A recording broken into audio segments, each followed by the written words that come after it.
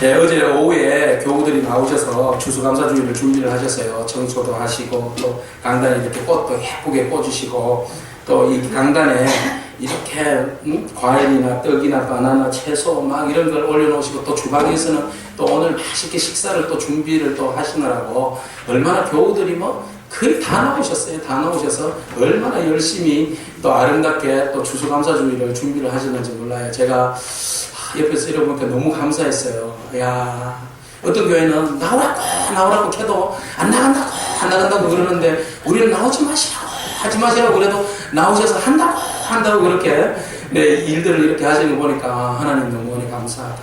또 우리 연세가 86 되신 우리 장로님께서는 구석구석 다니시면서 청소를 얼마나 열심히 하시는지 제가 장로님 이러시면 안 됩니다. 제가 하겠습니다. 그러니까 아이고 내가 뭐 해야지 뭐 그러면서 손수 뭐 직접 청소도 하시고 강단도 사실 이게 장식이요. 장로님 솜씨입니다. 장로님 솜씨.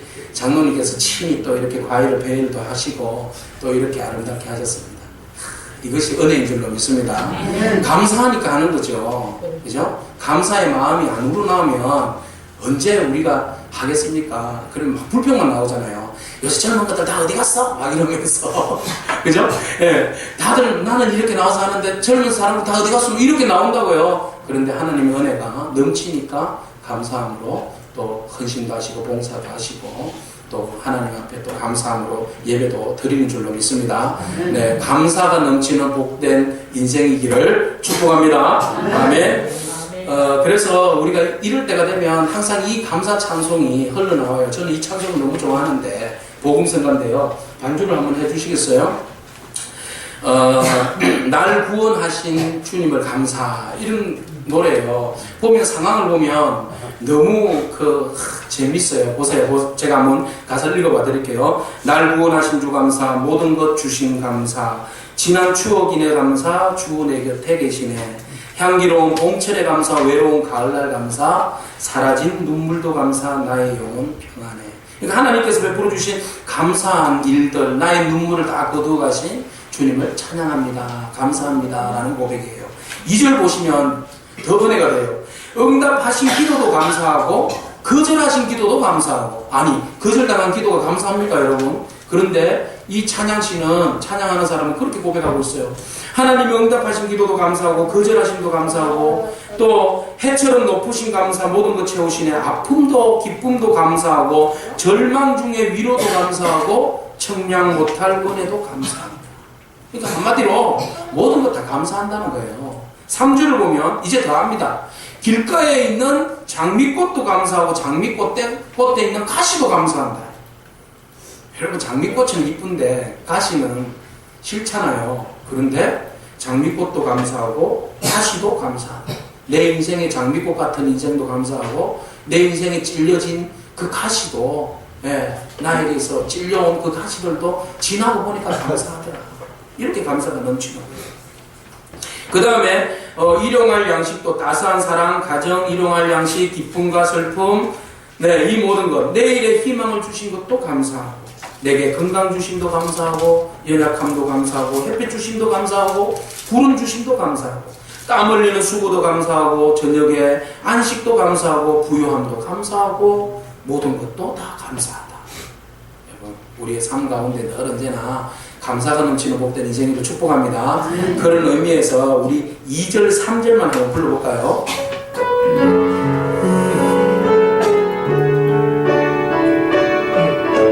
응답하신 기도 감사. 응답하신 기도 감사. 거절하신 것 감사. 해처럼 높으신 감사. 모든 것 채우시네. 아픔과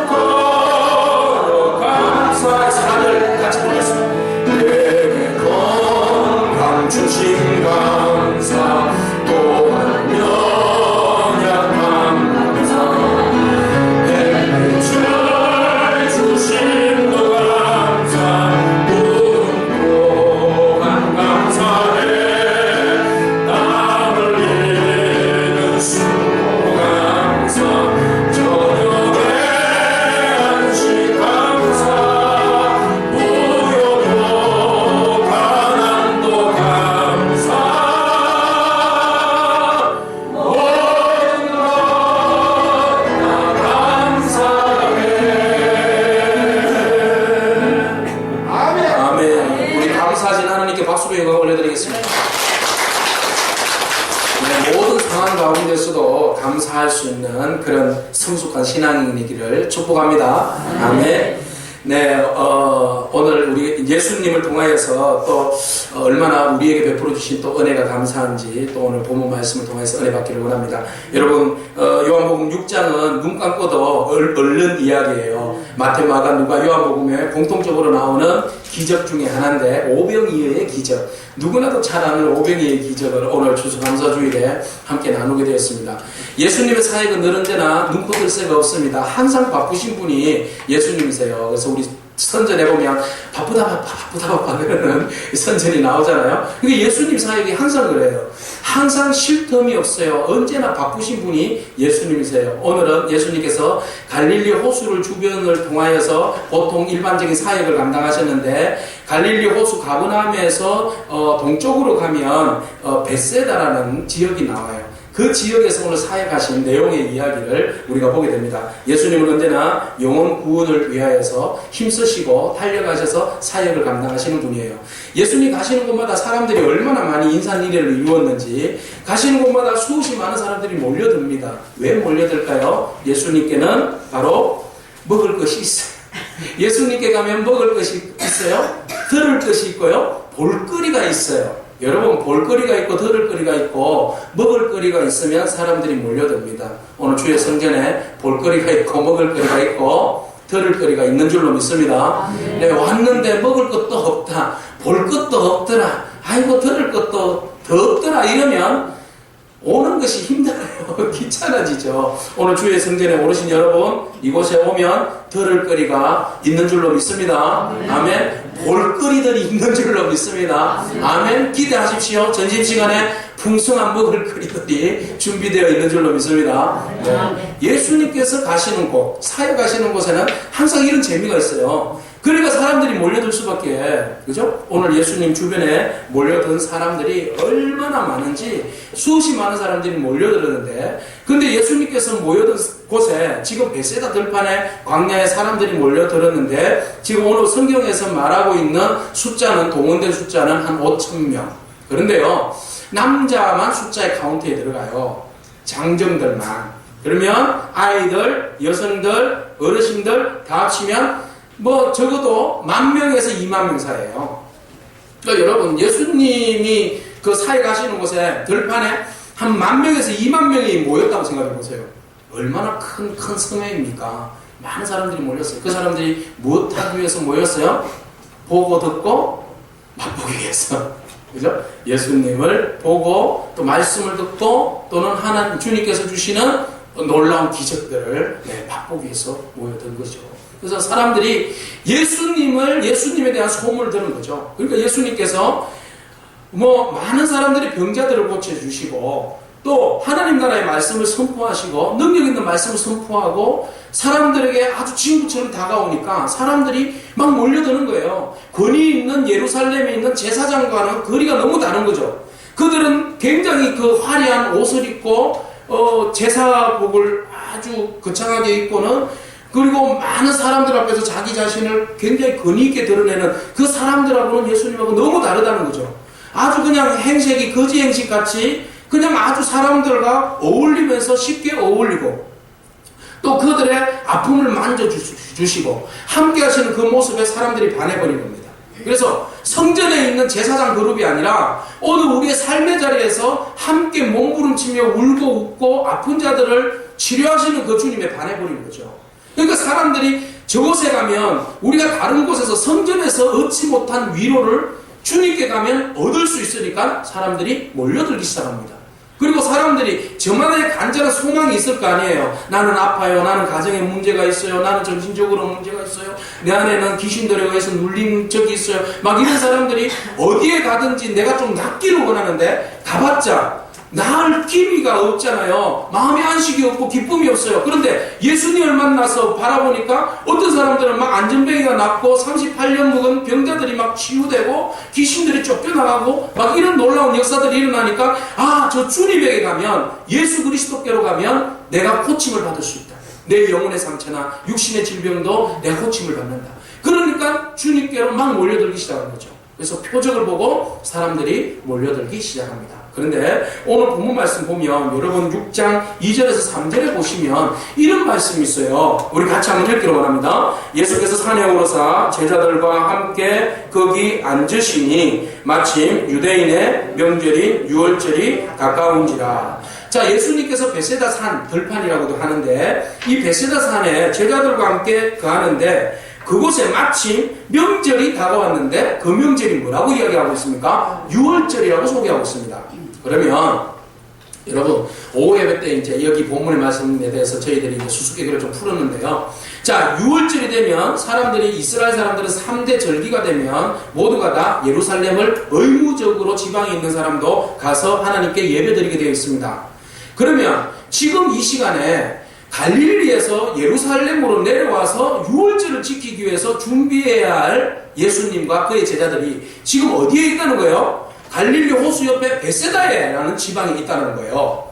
그러면 아니 무엇보다도 하나님의 절기를 귀하게 여기시는 분이 하나님의 절기를 제대로 지키지 않고 지금 유월절에 예루살렘에 와야 계셔야 되는데 오히려 엉뚱하게 베세다라는 다른 지방의 들판에 지금 가 계신다는 거죠.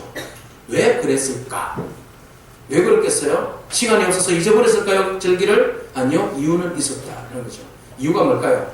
예수님께서 사역하실 때에 첫 번째 유월절, 지금 성경에 나오는 유월절은 지금 두 번째 유월절을 예수님 공생애에서 지금 경험하고 계시는데 첫 번째 유월절에 예수님께서 예루살렘에 가셨을 때 성전이 너무 엉망진창이었다. 하나님께 예배하는 자들이 예배는 안 드리고 어떻게 했습니까? 비둘기를 팔고 양을 팔고 돈을 바꾸면서 성전이 거룩한 곳이 되어야 되는데 장사꾼의 소굴이 되었다. 그래서 주님께서 상을 엎으신 적이 있습니다. 그러므로 인해서 많은 종교 지도자들이 예수님에 대해서 반감을 사고 미워했었죠. 자, 그 이후에 예수님께서 또 다른 절기 77절이라고도 이야기할 수 있는데 다른 절기에 성전에 또 찾아오셨습니다. 찾아오셨는데 그때는 양의 문이라는 곳을 통해서 베데스다 연못 주위에 예수님께서 오셨어요. 그때 38년 된 병자를 주님께서 그 사람을 낫게 해주셨는데 그때가 무슨 날이었는가 하면 유대인들이 가장 거룩하게 지키는 안식일이었어요. 안식일 날에는 절대적으로 노동도 해서는 안 되고 장사도 해서도 안 되고 굉장히 거룩하게 지켜야 하는 절기인데 예수님께서 그 안식일 날 38년 된 병자를 낫게 해주셨단 말이죠. 여러분 이것은 하나님의 영광 아닙니까? 아무리 안식일이 중요하지만 안식일에 사람의 생명을 살리는 일, 그 일을 주님이 하셨는데 오히려 박수를 치면서 주님께 존귀와 영광을 돌려야 되지 않습니까? 그런데 사람들이 종교적 사고로 율법으로 잘못된 사고들로 물들어져 있는 사람들이 예수님을 향하여서 지탄을 합니다. 당신은 왜 안식일에 사람을 고쳤습니까? 너무 황당하잖아요. 안식일에 사람을 고치는 것이 당연하죠. 그래서 주님이 아버지가 일하시니 나도 일한다 이랬거든요. 그러니까 당신은 사람인 주제에 어떻게 하나님의 아들이라고 신적인 존재라고 하나님이라고 당신은 말합니까? 그렇게 하면서 예수님을 죽이려고 했단 말이죠. 자, 이런 상황이 지금 두 분의 절기를 통하여서 벌어진 사건입니다. 그러니까 예수님께서 이번 유월절에 예루살렘에 가게 되면 어떤 일이 벌어질까요? 벼르고 있겠죠. 그죠? 바리새인들이 벼르고 있습니다. 종교 지도자들이 벼르고 있어요. 가서 오면 잡아서 죽이겠다. 근데 지금요 예수님의 사역은 공생의 초창기예요. 초창기에 예수님 와서 떡 잡혀서 십자가에 못 박혀서 죽어버리면 하나님께서 지금 역사적인 시대 가운데 그때에 딱 맞춰서 주님을 통하여서 하나님의 나라를 보여주고 그리고 하나님 나라가 어떠한지를 좀 어느 정도 사람들에게 공부할 수 있는 시간이 있어야 되잖아요. 그 시간을 우리는 3년이라고 이야기합니다. 그죠? 예수님의 공생애가 3년이시잖아요. 어느 정도의, 그래도 어느 정도의 사역의 시간은 있어야 되는데, 사역의 초반기부터 딱 그렇게 돼버리면, 하나님의 그 일이 세상에, 하나님의 사랑의 거룩한 일들이 세상에 드러내기에는 너무 짧은 시간이죠. 그래서 주님께서는 아시죠? 때가 지금은 아니다라는 거죠. 아니다. 그러니까 지금 가면 내가 분명히 잡혀서 죽을 게 뻔한데 지금은 아니다. 맞기는 하지만 언젠가는 내가 그때도 유월절입니다. 예수님 마지막 돌아가실 때도 유월절 아닙니까? 내가 죽기는 죽되 지금은 아니다. 지금은 베세다로 가자. 그렇게 해서 주님은 그 시간을 피해서 베세다로 간 거예요. 또 베세다로 가서 피한 이유가 하나 있어요. 얼마 전에 헤롯 안티바스인데 헤롯 대왕이 누구를 죽였는가 하면 세례 요한을 죽였어요. 세례 요한이 정의의 말을 헤롯에게 이야기하니까 당신은 왜 형수하고 그렇게 형제의 아내를 빼앗아서 자기 아내를 취했냐고 잘못을 지적했더니 헤롯이 굉장히 화가 났었죠. 그래서 헤로디아 살로메 그 헤로디아의 그 간청에 의해 가지고 세례 요한의 목을 자르는 일이 얼마 전에 있었습니다. 근데 그 이후에 사람들 사이에 소문이 퍼졌어요. 세례 요한이 환생을 해서 살아났다는 소문이에요. 기독교적인 역사관에서 세계관에서는 환생은 다루진 않지만 그 지역에 살고 있었던 시대적 상황에서는 환생이라는 것이 주로 회자되었던 그런 시대입니다. 그래서 세례 요한이 다시 살아났다는 거예요. 죽었던 세례 요한이 지금 나타나가지고 사람들에게 막 병도 고쳐주고 굉장히 권위 있는 말씀도 전해주고 있는데 그 세례 요한이 바로 나사렛 예수라고 소문이 퍼지게 된 겁니다. 그 이야기를 들었을 때 그러면 헤롯이 겁이 나겠습니까? 안 나겠습니까? 나죠. 그러면은 예수님께서 예루살렘에 오시면 헤롯 대왕도 어떻게 하겠습니까? 예, 자기가 모시고 와서 내가 잘못했다고 빌겠습니까? 아니, 저 녀석도 죽여버려라. 환생한 세례 요한도 죽여버려라. 이렇게 나올 거 아니겠습니까? 그러니까 예수님은 여러 가지 상황들로 봐서는 지금 예루살렘에 가셔서는 안 되는 상황이에요. 그러니까 주님은 베세다 들판으로 가셨다. 성경에서 유월절이 가까웠다라고 이야기한 이유, 유월절 지금 언급하고 있잖아요. 언급하지 않았으면 좋았을 텐데 언급했어요. 그 말은 이런 전체적인 상황들이 있었기 때문에 유월절이 가까웠지만 주님은 유월절에 예루살렘 성전의 유월절을 지키러 오시지 않았고 베세다로 가셨다라는 상황입니다. 이것이 이제 오늘 본문 말씀에 흐르고 있는 전반적인 역사적인 흐름, 전체적인 상황을 우리가 보게 됩니다. 자, 그런데요, 예수님께서 베세다 들판에서 사역을 하시는데 많은 사람들이 몰려드는데 얼마나 많은 사람들이 모여드는지 제가 설교 서두에서 말씀드렸죠. 남자만 5,000명이에요. 사람들이 한 2만 명이 둘러앉아서 주님께로부터 말씀을 듣고 있어요. 자, 이때 보니까 예수님이 그들에게 보니까 너무 안타까운 마음이 있어요. 오늘 우리는 성경을 통하여서 5절 말씀에 보면 이런 말씀이 있는 것을 우리가 발견하게 돼요. 우리가 같이 앞부분만 한번 읽어보겠습니다. 같이 읽어볼까요? 예수께서 눈을 들어 큰 무리가 자기에게로 오는 것을 보시고, 자, 여기까지 보겠습니다. 예수님께서 바라보니까 큰 무리들이 오시는 것을 주님께서 어떻게 하셨습니까? 보시고. 여러분, 보시고라는 단어에 우리가 관심을 한번 가져보기로 합니다. 오늘 이 시간에 우리가 보시고라는 단어에 우리가 관심을 가졌으면 좋겠습니다. 예수님 앞에 몰려든 수많은 사람들, 저마다의 목적과 주님을 향한 기대치가 다릅니다. 여러분들은 예수님께 오셨습니다. 지금 이 축제의 날에 이스라엘은 6월절에 모였지만 우리는 추수감사절에 주님께 모였어요. 주님께 모였는데 여러분들께서 주님께 나오신 이유와 목적이 뭐예요? 보기 위해서? 듣기 위해서? 먹기 위해서? 뭐 때문에 오셨죠? 세 가지다. 할렐루야. 그래요. 또 뭐 때문에 오셨어요? 예? 예배드리러 왔다. 네, 예배드리러 왔다. 맞죠? 자, 갈릴리 베세다 들판에 지금 사람들이 저마다의 목적을 가지고 왔어요. 우리 모두도 저마다의 우리가 주님을 향한 목적과 방향은 다 달라요. 저마다 다른 생각들을 가지고 주님 앞에 나왔어요. 그러나 주님께서는 그 모든 것을 다 받아주십니다. 그 사람이 어떤 이유에서 왔든지 간에 주님은 그 모든 사람들을 다 품어주실 줄로 믿습니다. 오늘 우리가 어떤 상황, 어떤 환경에서 어떤 마음을 가지고 주님 앞에 오셨든지 간에 주님의 그 넓으신 마음, 넓으신 품에 우리가 모두를 다 초대받을 뿐만 아니라 주님께서는 우리를 모두를 다 품어주실 줄로 믿습니다. 자, 그러면 많은 사람들이 그런 이야기를 해요. 왜 주님께 몰려들었냐? 표적 보려고. 그죠? 표적 보려고 몰렸잖아요. 사실은 주님께 가면 뭔가 얻을 것이 있으니까 놀라운 일들이 일어나니까 표적 보고 왔다. 근데 엄밀하게 따져보면 누군가는 그런 이야기를 해요. 설교하는 목사님들이 표적신앙은 잘못됐다라고 이야기를 해요. 그죠? 표적만 보고 주님 따르다가 표적 없으면 다 돌아간다는 거죠. 이것을 일명 표적 정군, 예, 표적 정군, 표적 신앙, 뭐 이렇게 표적 정군이라고 이야기해요. 주님 앞에 나오는 데 있어서 뭔가 얻어지고 보여지고 잡혀지지 않으면 그냥 뒤돌아서서 떠나가 버린다는 거죠. 5,000명이 2만 명이 군집에서 모였지만 이 사람들이 예수님을 물어본 거예요. 슈퍼스타로 본 거죠. 그러니까 팬으로, 자기들은 팬이라는 거죠. 그래서 팬들은 언제든지 자기들에게 슈퍼스타가 뭐 자기들에게 보여줄 것이 없으면 뒤도 안 돌아보고 돌아서서 날아간다는 거죠. 그죠? 이것이 팬들의 모임입니다. 그러나 팬이라 할지라도 주님은 그들이 뒤돌아간다 할지라도 주님께서는 그들이 오는 모든 것들에 대해서 대환영입니다. 야, 너는 조금 이따 돌아갈 거지? 그러니까 너는 내가 너에게 정 안 줄 거야. 마음 안 줄 거야. 이게 아니라, 그죠? 주님은 누구든지 표적을 보고 왔다가 진정한 주님을 만나는 역사가 일어날 줄로 믿습니다. 처음에는 뜻 때문에 왔다가, 처음에는 그냥 관계 때문에 왔다가도 먹다 보니까, 관계를 맺다 보니까 주님이 좋은 거예요. 그런 역사가 일어날 줄로 믿습니다. 주님께로 오는 것은 누구나 막지 않습니다. 그러나 그곳에서 표적을 넘어서서 진정으로 주님을 만난다면 이보다 더 큰 은혜가 어디 있겠습니까? 처음부터 주님 만난 사람이 어디 있어요?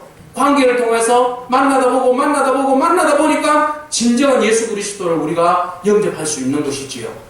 그렇게 될 때 처음에는 표적을 보고 왔다가 나중에 그 사람이 진정으로 주님을 만났을 때는 뭐가 되는 겁니까? 제자가 되는 겁니다. 그죠? 그래서 팬과 제자 사이에는 적이 아니에요. 멀리 떨어져 있는 게 아니라 내가 팬이기도 하고 제자이기도 하는 거죠. 동전의 연명성이에요.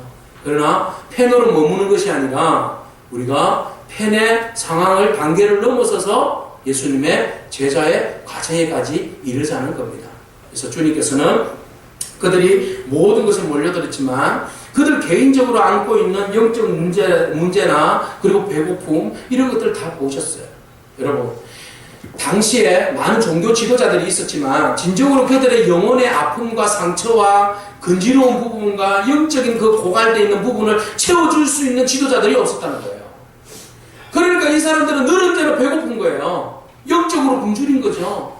그러니까 주님께 가서 들어보니까, 말씀을 들어보니까 너무 말씀의 진리가 막 은혜가 쏟아지는 거예요. 여러분, 은혜를 받으면 마음이 기쁩니다. 흥분됩니다. 그죠? 막 속이 막 시원한 게 있잖아요. 그러니까 주님의 말씀을 막 들었을 때 이 사람들이 그동안 듣지 못했던 그런 이야기와 그리고 그들의 마음에 있었던 막 상처와 아픔들이 막 만져지고 치유되는 것을 막 느끼니까 이들이 너무 좋은 거죠. 그러니까 주님께로 막 몰려드는 거예요.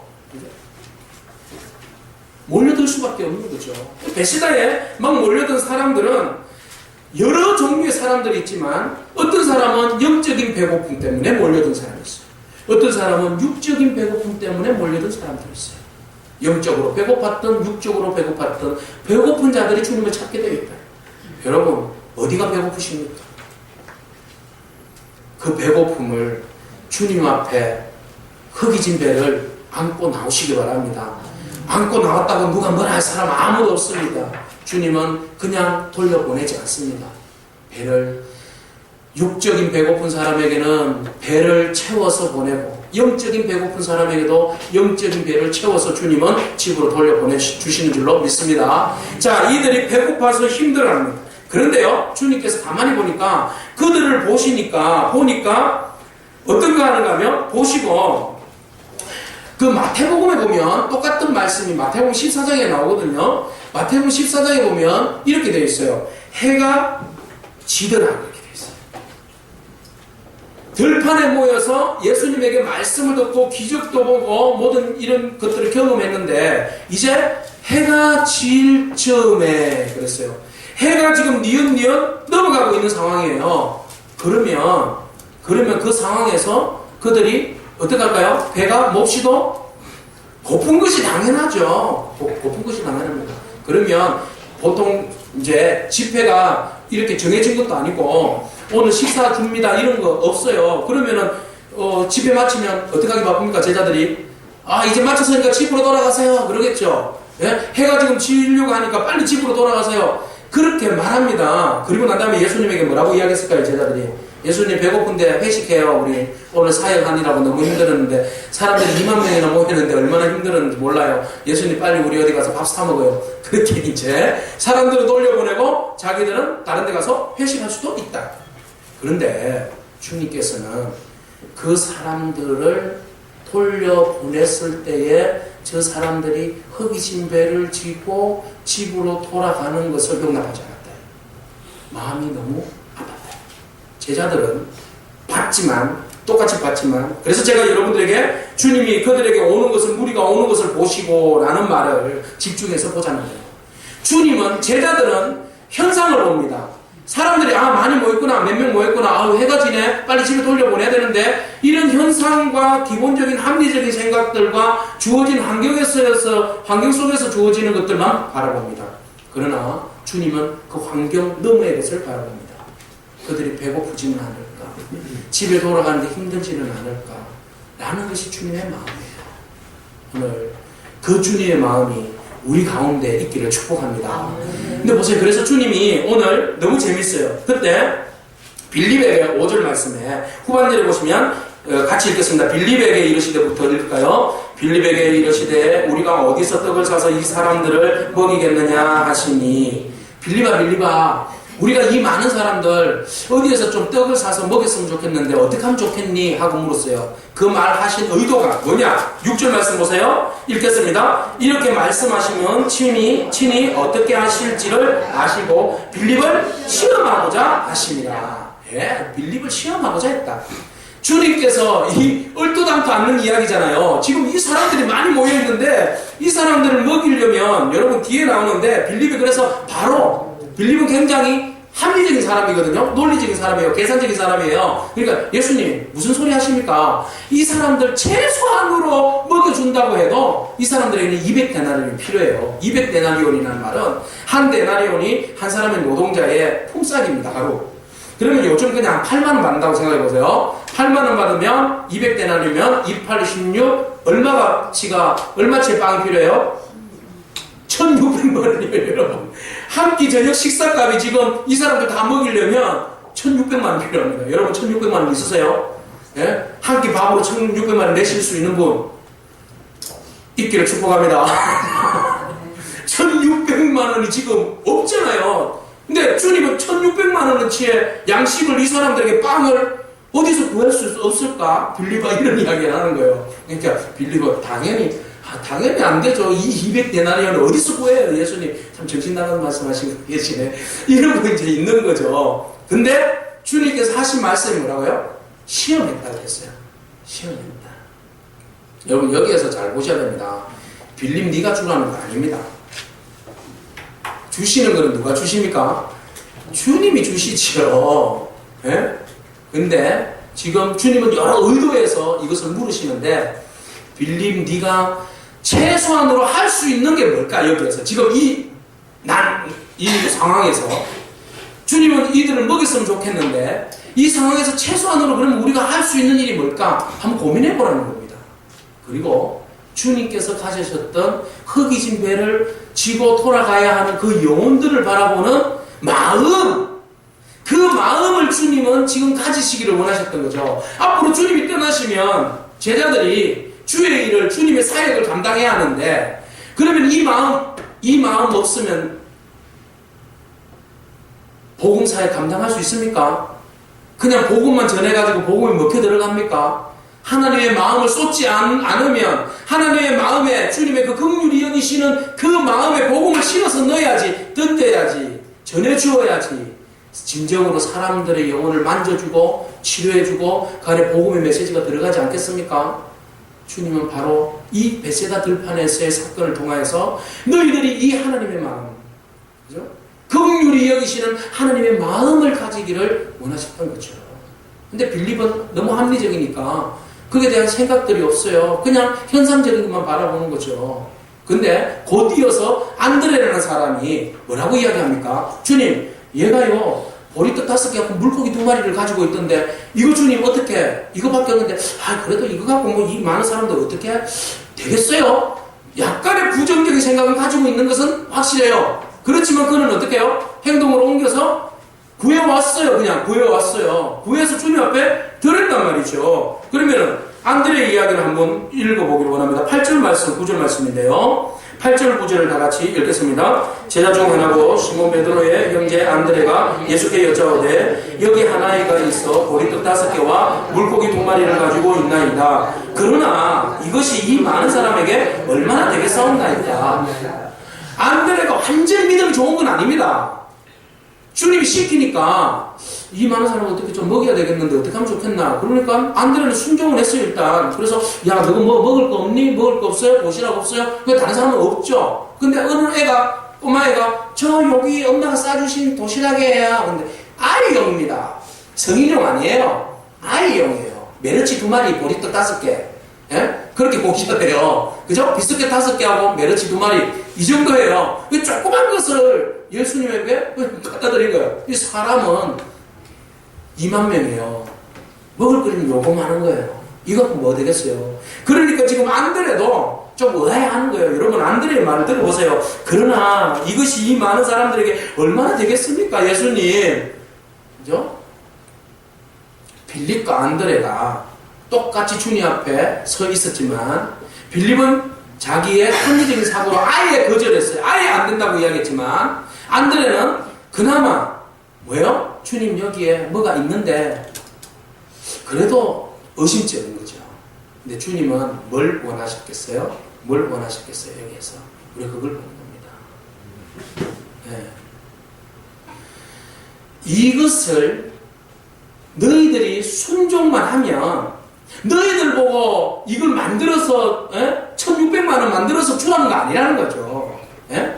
너희가 순종하고 너에게 마음만 주면 최소한의 노력만 해보면 그 일을 행하시는 분은 누구예요? 주님이에요. 주님이 행하시지. 예? 근데 여러분 그런 순종의 마음도 없고 주님께서 역사를 이루어 주시면 제자들의 교육도 꽝입니다. 아무것도 몰라요. 더 이상 어떤 것들 해야 될 수가 없어요. 그리고 그 일을 통해서 뭘 보게 하시는가 하면 먼저는 순종의 마음이고 두 번째는 뭔가 하면 예수님이 누구십니까? 하나님의 아들 아니십니까? 그죠? 무에서 유를 창조해내시는 하나님이십니다. 지금 사람들이 묻습니다. 저 사람이 정말 하나님의 아들 맞나? 진짜 저 자꾸 이야기하는 거 보니까 이단 같은데 막 우리가 지금 종교 지도자들이 6월절에 내려오면 막 죽인다고 그러는데 저 가짜 메시아 아니가? 저 그리스도 아니가? 막 지금 이러고 있는 상황에서 사람들이 의심할 거 아니에요. 수많은 사람들이 2만 명이 모여있는데 2만 명이 다 오 주님 저에게 아픔과 상처를 치료해 주십시오. 이런 사람들은 모였겠어요? 그 중에서 상당히 많은 수는 어떻게 하나 보자 이런 사람도 있단 말이죠. 예? 흠이 있기만 해봐라 잡아서 당장 고발해가지고 죽여버려야지 이런 사람도 그 안에 막 섞여 있단 말이죠. 근데 여기에서 제자들도 우왕좌왕할 수 있단 말이죠.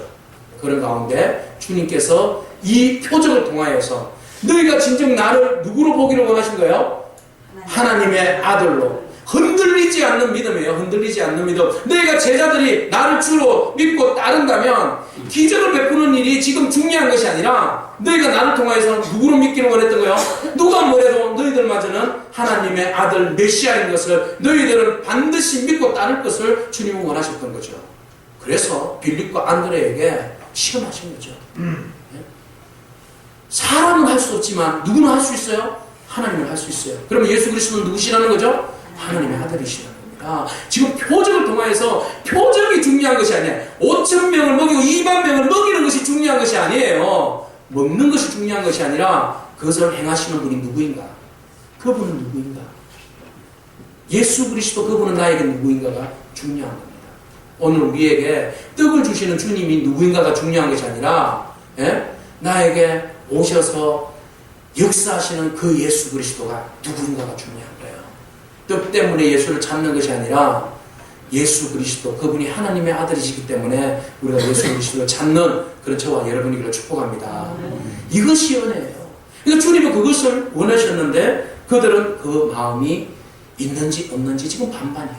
헷갈리는 거죠. 그래서 주님은 이 사건을 통해서 내가 하나님의 아들인 것과 그 다음에 무슨 일을 사역을 하든지 간에 가장 중요한 것은 마음이다. 사람들을 향하여서 가지는 주님의 긍휼히 여기시는 마음, 이 마음이 기초되어야 한다라는 것을 보여주고 있습니다. 어쨌든 아이가 이제 가져와서 주님께 물고기 두 마리, 오리떡 5개를 올려드렸습니다. 주님께서 축사하시고 모든 사람들에게 나누어 주라고 말씀하십니다. 나누어 주는데요, 여러분, 여기에서 우리가 예수님의 또 제자들을 교육하고 계시는 모습을 우리가 또 볼 수 있어요. 뭔가 하면 예수님께서 축사하시고 난 다음에 기도하시면 만물을 창조하신 분이잖아요. 그러면 이 떡이 마치 하늘에서 우리 그 출애굽 시절의 광야에서 뭐가 내렸습니까? 만나가 쫙 내렸잖아요. 이랬듯이 하늘에서 빵이 그냥 쭉 내려오게 할 수 있어요. 그죠? 하늘에서 물고기가 쭉 내려와서 사람들 손에 톡톡톡톡톡 잡히게 할 수 있어요. 맞죠? 주님 뭐든지 다 하실 수 있으니까. 그죠? 만약에 주님께서 그렇게 기적을 베풀어 주시면 2만 명 모여 있는데 그렇게 하면 막 속전속결이잖아요. 빨리 쫙 뒤로 딱 끝마쳤는데 빵이 눈앞에 뿅 나타났다. 그러면 얼마나 좋아요. 먹고 배부르기도 좋은데. 근데 주님께서 뭐라고 말씀하시는가 하면 제자들에게 이렇게 말씀하십니다. 사람들을 잔디밭에 앉게 하고 난 다음에 그리고 축사하시고 난 다음에 뭐라고 이야기하시는가 하면 11절 말씀 다 같이 읽겠습니다. 시작! 예수께서 떡을 가져 축사하신 후에 앉아있는 자들에게 나눠주시고 물고기도 그렇게 그들의 원대로 주시니라. 아멘. 뭐라고 이야기하십니까? 사람들을 앉게 하고 난 다음에 그것을 나누어줬다. 나누어주는데 주님이 나눠주셨어요? 누가 나눠줍니까? 제자들이 나눠줍니다. 제자들이. 그러니까 이 역사는 기도하시고 이 역사는 기적은 주님이 베풀어 주시고 그 다음에 제자들로 하여금 나누게 하시는 거죠. 나누게. 여러분 나누는 것이 2만 명을 나눠야 됩니다. 쉬운 일입니까? 보통 일이 아닙니다. 보통 일이 아니에요. 그죠? 여러분 2만 명 빵 나눈다고 생각해 보세요. 이 나눔이 제가 그 사랑과 기쁨의 나눔입니다. 나눔이.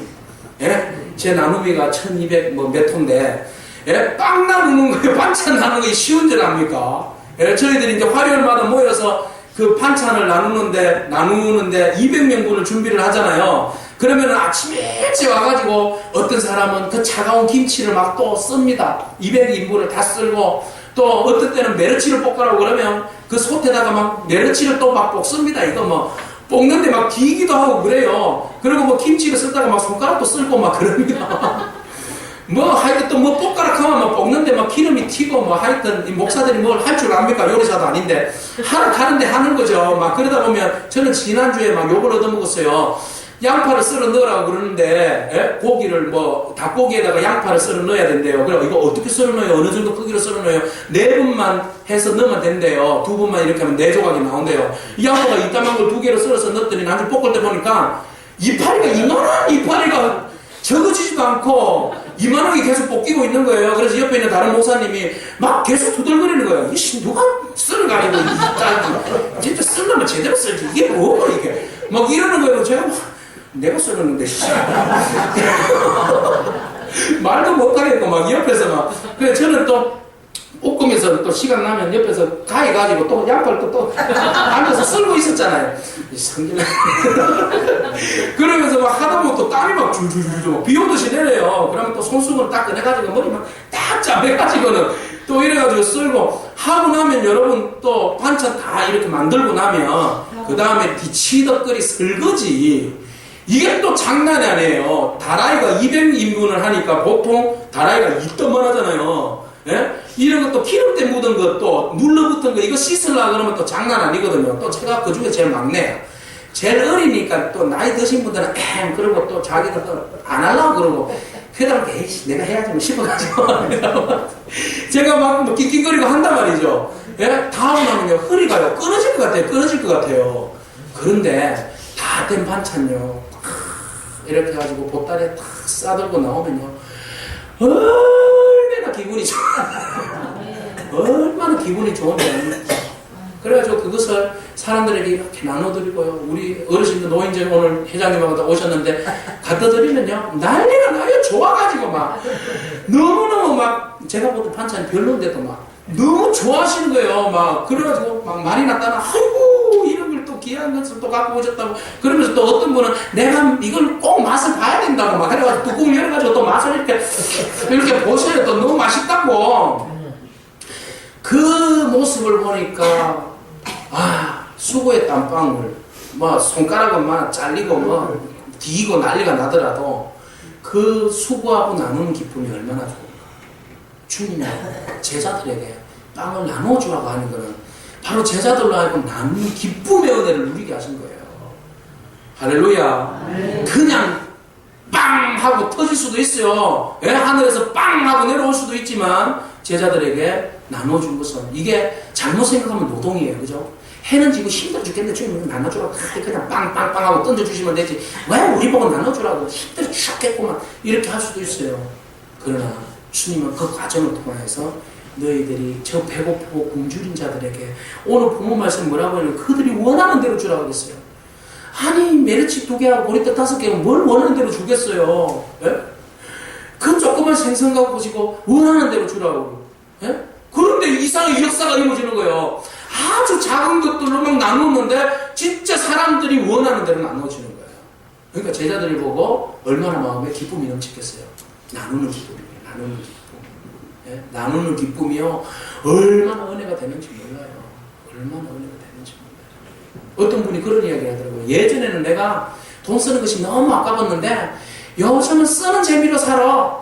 이래요. 쓰는 재미가 그냥 막 쓰는 것이 아니라 다른 사람들에게 섬김을 위해서 쓰는 재미로 산다는 거예요. 할렐루야.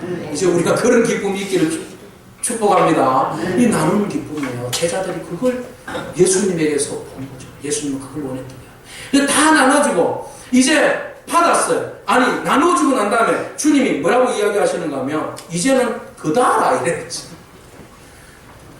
아니 풍성하게 나누고 난 다음에 보니까 예수님께서 제자들에게 이거 한번 걷어봐. 부안불시적인 걷어봐. 그랬더니 제자들이 막 걷었어요. 걷었는데 그게 어떻게 됐어요? 12광주리에 빵이 남았다 이랬어요. 아니 처음에는 보리떡 5개와 물고기 2마리가 다 나눠주고 2만 명이 실컷 먹거든. 몇 광주리가 남았다는 거예요? 12광주리가 남았어요. 말이 됩니까? 합리적으로 계산이 됩니까? 계산이 안 되잖아요. 주님께서 하시면 보리떡 5개 물고기 2마리가 2만 명을 먹이고도 남는 은혜가 일어날 줄로 믿습니다. 주님이 우리에게 그 나눔의 기쁨을, 섬김의 기쁨을 주시면 나누는 자도 기쁘고 받는 자들도 누리고 그것이 또 더 많이 나누어져서 더 큰 은혜를 누리는 거예요. 그래서 제자들로 하여금 주님께서 거두오라는 말은 또 주님의 그 마음이 그 안에 숨어져 있어요. 뭔가 하면 나눠줄 때도 기뻤지 거둬드릴 때 그 기쁨도 누리라는 거예요.